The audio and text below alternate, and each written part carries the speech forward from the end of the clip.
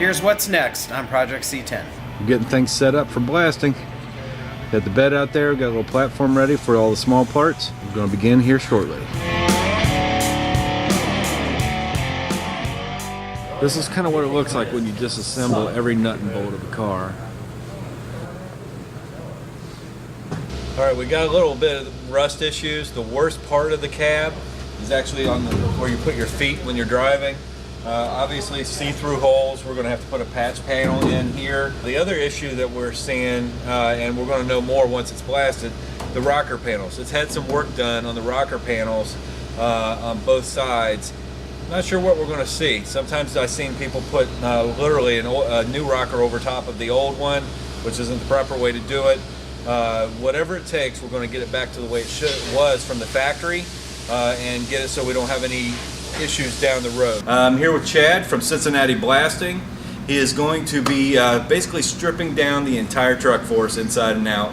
Frame, doors, cab, hood, everything. And he's going to spend the day with us so we don't have to spend the next month stripping the truck. It's a little cold outside, so we're not going to be able to do the wet blasting. When the temperature gets below 40, it's kind of tough to do the wet because everything's going to freeze.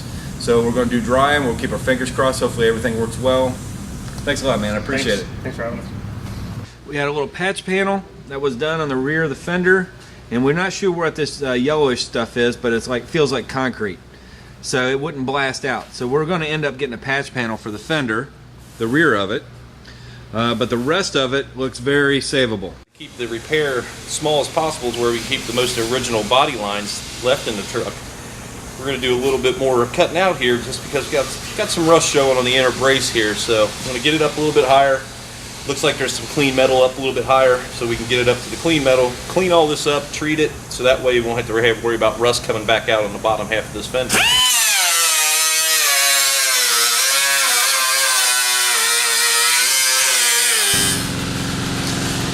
The glory of working with rust. Isn't it great?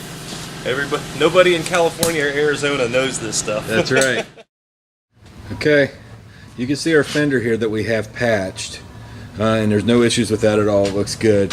The doors, however, not so lucky on that. You can see the rot that we have going on, and it goes all the way across and around the corner on the other side. That's all lead, so somebody let it in the rust a long time ago.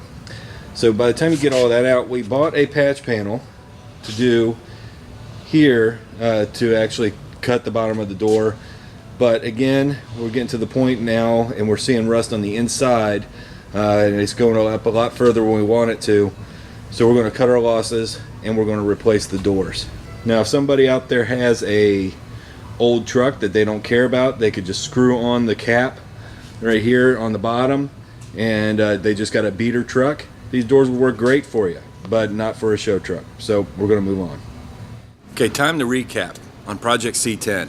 We've got a lot of things going on. We're going to divide and conquer. Now that we have everything blasted, torn apart, bag tagged, we've got a lot of cool things that are going to be happening. We have a chassis to mock up. We have a drivetrain to set up. We have a ton of body work to do. So stay tuned. You'll get to see some neat tips and tricks as we go along, and we'll share them with you. So stay tuned to Project C10.